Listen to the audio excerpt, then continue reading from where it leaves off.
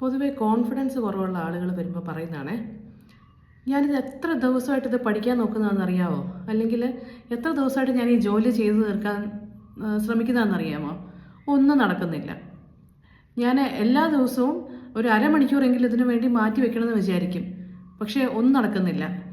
എല്ലാ ദിവസവും എന്ന് പറഞ്ഞിട്ട് ആഴ്ചയിലൊരു 2 ദിവസം എങ്ങാനും ഞാനിത് ഈ വർക്ക് ചെയ്തെങ്കിലായി, ഇല്ലെങ്കിൽ ഒന്നും നടക്കത്തില്ല എന്ന് പറഞ്ഞിട്ട് ഇവർ ഈ ഒന്നും നടക്കുന്നില്ല എന്ന് പറഞ്ഞ് ഇത്രയും നെഗറ്റീവായിട്ട് കുറ്റം പറയുന്നത് കേൾക്കുമ്പോൾ മറ്റൊരാളുടെ കുറ്റം പറയുകയാണെന്ന് നമ്മൾ വിചാരിക്കും. പക്ഷെ അല്ല കേട്ടോ, സ്വന്തം കുറവുകളാണ് സ്വയം ഇങ്ങനെ എപ്പോഴും കുറ്റപ്പെടുത്തി എന്നെക്കൊണ്ട് ഇതൊന്നും നടക്കാൻ പോകുന്നില്ല, ഇതൊന്നും ശരിയാവത്തില്ല എന്ന് പറഞ്ഞിട്ട് ഒത്തിരി നെഗറ്റീവായിട്ട് ഇവർ പറയുവേ.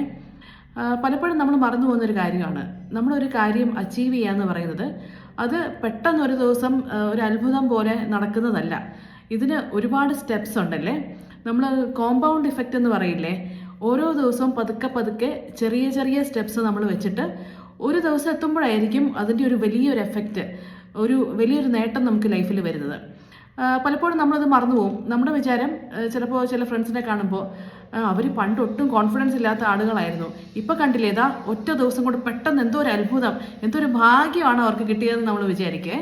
പക്ഷെ അവർ അതിൻ്റെ ബാക്ക്ഗ്രൗണ്ടിൽ ഒരുപാട് വർക്കുകൾ നടക്കുന്നുണ്ട്. ഒരുപാട് നാളുകളായിട്ട് അവർ ഹാർഡ് വർക്ക് ചെയ്തതിൻ്റെ ഒരു ഫലം പെട്ടെന്ന് ഒരു ദിവസം കൊണ്ട് നടന്നതുപോലെ കിട്ടിയതുപോലെ ഒരു ഭാഗ്യം പോലെ ആയിരിക്കും കാണുന്നവർക്ക് തോന്നുക. ഹാർഡ് വർക്ക് എന്താണെന്നുള്ളത് അവർക്കേ അറിയുള്ളൂ.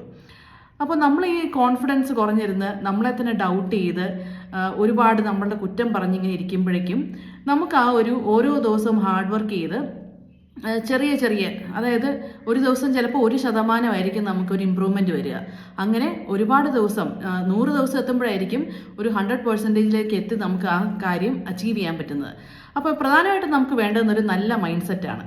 അതായത് വളരെ ഒപ്റ്റിമിസ്റ്റിക്കായ, ഞാൻ ഏറ്റവും ആഗ്രഹത്തോടു കൂടി ഒരു കാര്യം ഞാൻ ശ്രമിച്ചാൽ ഞാൻ എൻ്റെ മനസ്സ് പോസിറ്റീവാക്കി വെച്ചുകൊണ്ട് ക്ഷമയോടുകൂടി ഞാൻ ഇരുന്നാൽ എനിക്കത് നേടിയെടുക്കാൻ പറ്റുമെന്നുള്ള ഒരു വിശ്വാസവും ഒരു സ്വയം വിശ്വാസവുമാണ് നമുക്ക് വേണ്ടത്. നമ്മളെ തന്നെ ഡൗട്ട് ചെയ്തിട്ട് ഒരു ശ്രമങ്ങളും നമ്മൾ നടത്താനായിട്ടുള്ള ഒരു എഫേർട്ടോ ടൈമോ ഒന്നും നമ്മൾ എടുക്കത്തില്ല. നമ്മളെ കുറ്റപ്പെടുത്താൻ ഒത്തിരി സമയം എടുക്കും, പക്ഷേ എഫേർട്ട് ഇടാനായിട്ട് വളരെ കുറച്ച് സമയം മാത്രം നമ്മൾ സ്പെൻഡ് ചെയ്യുകയും ചെയ്യും. പലപ്പോഴും നമ്മൾ നല്ല കഴിവുള്ള ആളുകളായിരിക്കും, നമ്മൾ ആ ഒരു ആത്മവിശ്വാസക്കുറവും ആ സമയം നമ്മൾ സ്പെൻഡ് ചെയ്യാത്തതും ക്ഷമ കാണിക്കാത്തതുമായിരിക്കും ഒരു നേട്ടത്തിലേക്ക് എത്താനായിട്ട് പലപ്പോഴും നമുക്ക് സാധിക്കാതെ പോകുന്നതിൻ്റെ കാര്യം. അപ്പോൾ ഈ കോമ്പൗണ്ട് ഇഫക്റ്റ് ഉണ്ടെന്നുള്ളത് നമ്മൾ മനസ്സിലാക്കുക. ഓരോ ദിവസവും ചെറിയ ചെറിയ ചെറിയ സ്റ്റെപ്സ് എടുത്ത് ക്ഷമയോടെ നമ്മുടെ ലക്ഷ്യത്തിലേക്ക് എത്താനായിട്ട് നമുക്ക് നോക്കാം. ഇത് നല്ലോണം ക്ഷമ വേണം. പ്രത്യേകിച്ച് ഈ കോൺഫിഡൻസ് കുറവുള്ള ആളുകൾക്ക് ക്ഷമയും കുറയും. കാരണം അവരുടെ ജീവിതത്തിൽ അവർ ഒരുപാട് നെഗറ്റീവ്സ് പലരും അവരെ പറ്റി പറയുന്നത് കേട്ടിട്ടുണ്ടായിരിക്കും. അല്ലെങ്കിൽ അവരുടെ മുൻപിലുള്ള ഉദാഹരണങ്ങളായിട്ടുള്ളത് എപ്പോഴും നെഗറ്റീവ് ചിന്തകളുള്ള ആളുകളായിരിക്കും. ഇതൊന്നും ശരിയാവാൻ പോകുന്നില്ലെന്നായിരിക്കും അവരുടെ ചുറ്റുമുള്ള ആളുകൾ പറയുന്നത്.